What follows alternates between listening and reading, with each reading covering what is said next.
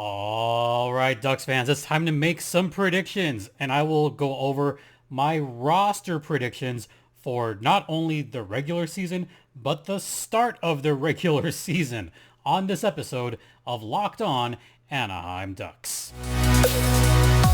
You're Locked On Ducks, your daily podcast on the Anaheim Ducks, part of the Locked On Podcast Network, your team every day.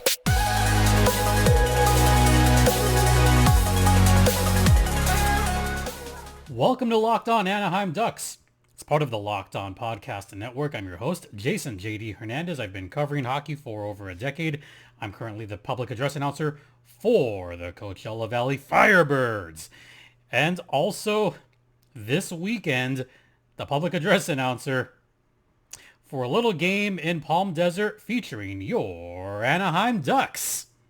Yeah, it's awesome. Really awesome. Kind of a dream come true. But I'll talk about that later in this podcast. So just a reminder, this podcast is free and available across all platforms, including Stitcher, Spotify, Odyssey, Apple Podcast, Google Podcast, ad-free on Amazon, also on the YouTube. You could follow me on Twitter at StimpyJD.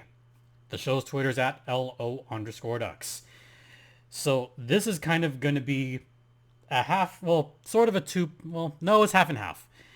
The first part of this podcast, I'm going to talk about my projection for the Anaheim Ducks rosters. The caveat to this is for the beginning of the season, because as of right now, neither Trevor Zegras nor Jamie Drysdale have signed their contracts. So at this point, we are now less than 2 weeks away from the start of their regular season. Neither player has signed. So now we kind of might have to go under the assumption that they might not get signed in time. I mean, we're over halfway through training camp. Only a handful of games left. So, Ducks fans, I know there's some concern. Calm down. Don't worry. Everything's going to be fine. So, I actually, had my little post-it notes. Again, I won't show you the post-it notes because they're kind of stuck right here on the bottom and on the screen. So I have my projected rosters for the first whatever amount of games of the season, with the assumption that JD and Z will not be available at the start of the season. So this will open up a couple of big roster spots, and there's a couple players in particular that I would hope get a chance. So I'm going to start with the goaltender. Let's do the goaltenders first. So goalies. This is going to be the same either way. John Gibson and Alex is a stay lock for the roster. I loathe myself. That was a terrible joke. I apologize to all you Ducks fans. So, Gibby and Staylock. Those are your two goalies. Yeah, Bakery will be in San Diego for one more season. I'm going to go forwards first. So, this is where it's going to be a little bit weird. Since we are under the assumption that Z is not going to start the regular season with the Ducks, that means that we could see a first line of Frank Vatrano, Adam Henrique, and Troy Terry. So what I did here is I put Henrique out of his left wing position and I put him back in his center position. He has played center before. He has been pretty decent at center. So I figure in this case, I would put Henrique at center, Frank and Terry on each side. I actually have two versions of this, and I'll explain why. If I put Henrique back at center, my centers would be Henrique, Strome, McTavish, and Carrick. If I put Henrique at wing, then my centers would be Strome, McTavish, Carrick, and Carlson. Yeah. But in this case, I'm going to put Henrique at center because there's a couple players that I would like to see get a chance. Second line, Jones, Strome, and Silfverberg. So the reason I have Silfverberg in that second line to start the season, one, to build confidence, two, because Silfy has been a long-time assistant captain, or alternate captain rather. So this is the case where I put experience and captaincy over stats, which means Alex Killorn will go down to the third line. So my third line is Brock McGinn, Mason McTavish, and Alex Killorn. Now I could have switched Silfy and Killorn between lines 2 and 3, and I thought about that. But I also thought for the first few games of the season, why not have some kind of, I don't want to say stability, but maybe some kind of familiarity for the Ducks fans. So that's why I put Silfy ahead of Killorn, but only for the first few games of the season. Then fourth line. You ready for this? Pavel Regenda, Sam Carrick, and Brett Leason. Leason has been pretty good in the preseason. Carrick has been really good in the preseason. I think he's kind of earned his spot on the roster right now. And he's making a case that he deserves to be on this Ducks team, for this season.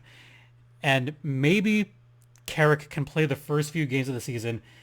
And that means that Leo Carlsson, at least for the first few games of the season, could possibly play in San Diego.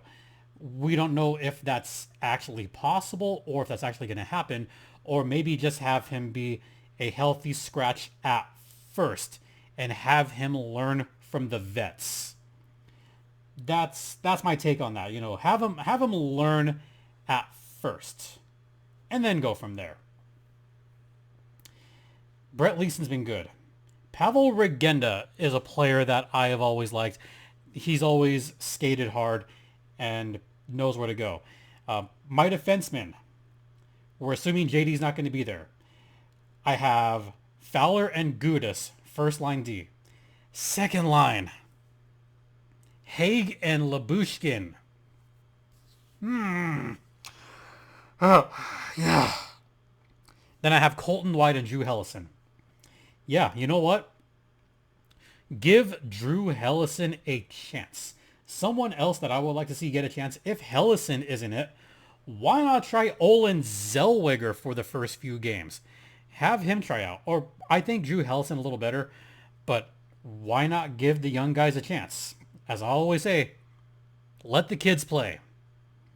So that's kind of my roster makeup, assuming that JD and Z do not make it for opening night. It'd give players like Pavel Regenda a chance, and players like Drew Hellison and Olin Zellweger, that would give them a fair chance to at least get some games in and possibly make a case for later on in the season or next, give the Ducks management a tough decision, but make it a good, tough decision. All right, we're going to head into the first intermission, and I'm going to go very in-depth as to my predictions for the Ducks roster for the majority or the remainder of the season. Stay locked in. And now a word from DoorDash Groceries. Now, I mentioned Sam Carrick getting on the roster. He's one half of the Maple Bros from Canada. But what if you want maple syrup to go with your delicious homemade Mickey waffles? Yes, my sister has a Mickey waffle maker. She doesn't live here, but I'd have to get it in Wisconsin.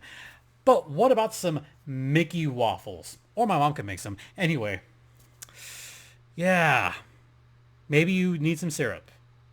Maybe you need a nice little pick-me-up. Maybe you need a snack from the local market. Well, you could head over to DoorDash. DoorDash Grocery is linked up with thousands of grocery markets, including some from the biggest chains out there. So if you're looking to get a nice homemade dinner, get the ingredients, get that all brought to your front door. Once again, with DoorDash Grocery. and get 50% off your first DoorDash order up to a $20 value when you use the code LOCKED at checkout. Limited time offer. Terms apply. That's 50% off up to $20, no minimum subtotal, and 0 delivery fees. None on your first order when you download the DoorDash app in the App Store and enter code LOCKED. Can you see the savings now? Well, once again, don't forget, that's code LOCKED for half off your first order with DoorDash. Welcome back to Locked On Anaheim Ducks, part of the Locked On Podcast Network. Once again, you're locked in with Jason JD Hernandez. All right, so on the video side, no breaks. We're just going to pull straight through. And I want to go over the players that I think are going to make the roster, the final roster, once Jamie Drysdale and Trevor Zegras are signed. So let me get some water because this is going to be a long one. You ready? Goalies, Gibby and Stalock. I'll give you a few seconds for the shock. Oh, no shock there. Yeah, there's no shock. Look, Gibby and Stalock, those are going to be your goalies. The fact that the Ducks signed Alex Stalock, I wouldn't call that a slight against Lukáš Dostal at all. In fact, Dostal's great. I get what the Ducks are trying to do. I get why they're doing that. Because Dostal is still waivers exempt. So in case Gibson gets hurt, in case Gibson gets moved at the deadline, or in case Stalock gets hurt, then that might give Dostal a chance to move up and then move back down without having to go through waivers. So there's an advantage there. Oh boy. Forwards. This was tough. This was really tough. And the reason for that is because I had to leave a center out for sure. This is where it got really tough. And I'm going to give my order on this one. Forwards first. Top line. Adam Henrique, Trevor Zegras, Troy Terry. Is there any surprise there? Zegras is your top point scorer for the Ducks. Led the team in assists and goals. Z could look to be pass first to start off the season. Troy Terry has been more aggressive. And you know Adam Henrique can put the puck away. There's no reason to not put Henrique and Terry in the front line. Which means Ryan Strome drops down to the second line. And he's with his old buddy, his old Rangers teammate, Frank Vetrano. And for this particular line, or for this assumption, I'm now assuming that Z has come back, some of the players have settled in, and now we can move forward with who's going to put up the most points. And I think Alex Killorn is going to put up more points than Jakob Silfverberg. So I have that second line of Frank Vetrano, Ryan Strome, and Alex Killorn. That's a line that could put up a lot of points. Last season, Strome got 41 points. Vetrano got 41 points. Killorn got 64 points. That could be a really lethal second line once it all comes together. And looking at those top two lines, Rico Z, Troy Vetchkin, Vetrano, Strome, Killorn, that top six, I wouldn't say is the best in the league, but that's a top six that could compete with a lot of solid teams. I'll say solid teams. And the reason for that is because there are some teams that have their amazing top six. Look at Colorado. They've won a title recently. Vegas has an amazing top six right now. There's no reason why they can't really succeed. Boston was up there, but with the recent retirements, Boston not up there like it used to. But you know who has a very good front six? Carolina. I think we forget just how good Carolina has been over the last few years. And I got to give their top 6 their just due. Just to kind of go off topic here, Carolina's top 6 right now is pretty solid. You have Sebastian Aho, you have Teuvo Teravainen, you have Kotkaniemi. They plucked Michael Bunting. They got Marty Necas. They got Jordan Staal. They got Jesper Fast in there as well. So they've got a very good top 6. Bottom 6, bottom six is decent for Carolina, but their top 6 is very solid. What are some other teams that have a really good top 6? Just going off the top of my head, Florida has a good top 6. We saw that through the playoffs. Toronto still has a good top 6. The Devils have a much improved top 6, so I'll give them their just due as well. And also Dallas. Dallas is kind of a dark horse for me to make it to the conference final, to the cup final. They're a dark horse because they've got a couple of quality guys like Tyler Seguin, Jamie Benn, Mason Marchment, Rupe Hintz. They got some guy named Jason Robertson. You may have heard of him. And don't forget the Edmonton Oilers. The Oilers still have the best top line in the entire National Hockey League. So I cannot compare the Ducks' top 6 to those teams' top 6 like I mentioned. I mean, come on. Just having McDavid and Drysdale alone on that top line, whew, forget it. Yeah, that's tough to beat. That being said, the Ducks could compete with some of the other top 6s in the league, which is why I have a little bit more hope, especially with the Killorn signing, and especially now that, players can get acclimated to each other. Maybe we'll see more of a comfort level with Vetrano and Strome there now. So that's kind of the hope. That's the expectation for this coming season. Rest of my forwards. This was tough. Third line. Max Jones, Mason McTavish, Jakob Silfverberg. That is my third line forward. Max Jones looking to come back stronger than ever. Mason McTavish, of course, has been terrific. And Jakob Silfverberg, the steady veteran for the Ducks.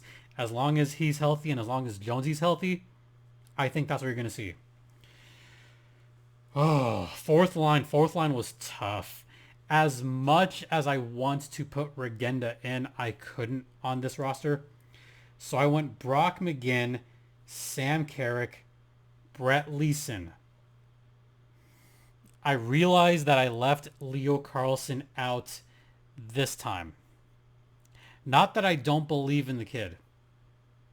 I think Leo Carlsson can be very good in this league, but he might need a year or at least half a season in San Diego before getting called up to the Ducks. His rookie camp has been pretty good. His preseason has been pretty solid, but he hasn't been the most noticeable player in the Ducks preseason so far. He's been good, but he hasn't been like, Sam Carrick good or Olin Zellweger good or even Brett Leeson good. But Leo's been fine. The next couple of preseason games, I think, are going to more determine who makes opening night roster, especially in forward. And this is a good problem to have, Ducks fans. A good problem to have if you have all those forwards vying for those spots. And that's going to leave a few guys that are going to get sent down to San Diego. So that's good for the goals. For the Ducks, very tough decisions. But that's who I have as my forwards. So once again, Henrique, Zegras, Terry, Vetrano, Strome, Killorn, top 6. Bottom 6, Jones, McTavish, Silfverberg, McGinn, Carrick, Leeson. What about the defenseman? The defenseman was not so tough, assuming that Jamie Drysdale does get re-signed by the Anaheim Ducks. This one was actually kind of easy. So my first line is still going to be the same. It's going to be Cam Fowler, and Radko Gudas as my top line defense. They're both solid defensemen. Cam Fowler, alternate captain for a long time. I could see him, drop in more than a few points, more than last season. Second line, Robert Haig and Jamie Drysdale. I have Drysdale as second line defense. I know for a while there we were saying that JD is going to be the future first line defenseman, which I still see in the future. But for now, once he comes back, put him on that second line with Robert Haig, put him with someone that might help him as far as falling back. Maybe JD won't take as many risks, especially coming off of injury. So we could see Drysdale making some noise in that second line defense. Third line, I have Colton White and Ilya Lyubushkin as my other defenseman, partially because Bush is making a little bit more money, and you never want those big money players to be buried cap. You never want them to wind up in a position where you're going to have lots of money sitting on the bench and you're going to have to eat that money like the Ducks have done a few times in the recent past. Notice that some of the players that I've left out, they're not making a ton of money right now. So that's a little bit more reasonable to have them out. But, it is what it is. So in this roster, Vakanainen and Helleson are still... I still have Vax on the roster. I have him as a 7th defenseman for this season. And I have Drew Helleson making it. But with Drysdale coming back, I think Vax and Helleson are going to be seeing some time. And if Helleson is waivers exempt, then he can just continue to go up and down the San Diego goals, and that would be fine. So that's my roster. And hey, you know what? Later in the season, if everyone stays healthy and Lundestrom does come back in time after the All-Star break, then I think maybe Sam Carrick might be the odd one out by that point, because Lundestrom is a very capable and solid center to have as well. So those are my rosters. That's my roster predictions. We'll see if I get this. I'm going to leave the comments open on this one, but what do you guys think? What is your opening night roster, assuming that Z and JD are not playing on opening night? Please let me know down below. That being said, we are going to end it at that. Thank you so much for watching, and if you're participating, giving your lineups, thanks for your participation. Don't forget, this podcast is free and available across all platforms, including Stitcher, Spotify, Odyssey, Apple Podcast, Google Podcast, etc., etc. You could find me on Twitter at StimpyJD, and the show's Twitter's at LO_Ducks. And I'm going to mention this big time now because we are getting close to it. This Sunday, I will be doing public address at Acrisure Arena for the Ducks versus Coyotes game. That is a Sunday matinee game beginning at 3 p.m. in Palm Desert. Let me know if you're going to that game or not. I would love to find out who's going, who's not, and who I could say hi to out there, because I love to say hi to as many Ducks fans as possible, because y'all are awesome. Once again, thank you all so much for your continued support, and I think most importantly for me, thanks for your support through the accident, through the respiratory virus, to having to deal with family stuff. Like it's been a tough summer.